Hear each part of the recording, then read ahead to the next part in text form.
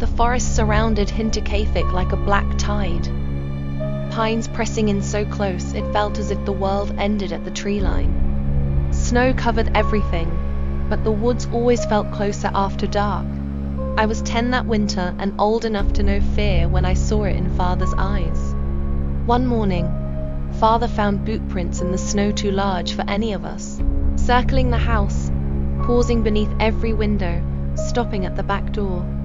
No trail led back into the trees. Father locked every door and set the old shotgun beside his chair. We ate breakfast in silence, Mother's hands shaking as she poured the milk. That night, the wind howled around the house. I lay awake, listening to the attic creak. Sometimes it sounded like footsteps, slow and heavy above my bed.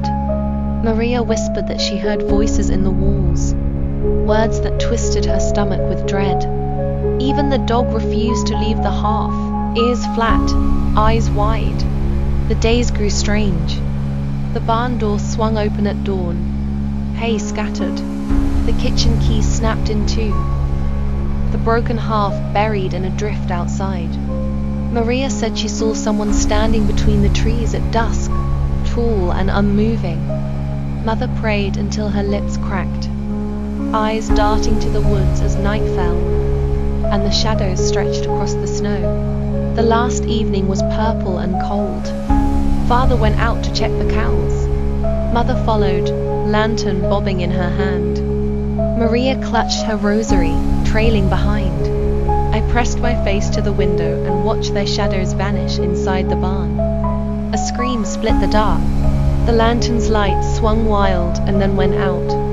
I pulled Chazelia into the pantry, slamming the door.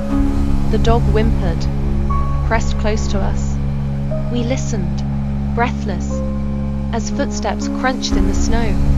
Someone stopped outside the door, and I saw a face at the window white, smiling, breath fogging the glass. It stayed there, watching us, until it faded away into the night. We huddled in the pantry until the first grey light crept across the floor. The barn door was still open, red stains in the snow. The house was silent, emptier than I had ever known. The attic above my bed stayed quiet, but sometimes at night, I still feel the floorboards shift and hear a low, cold humming. No one ever found who came from the woods. The police found nothing. Neighbors whispered that the forest kept its secrets.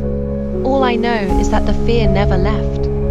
When the wind rattles the shutters, I remember the smile at the window and the footsteps in the snow. Something is always waiting, just outside the light.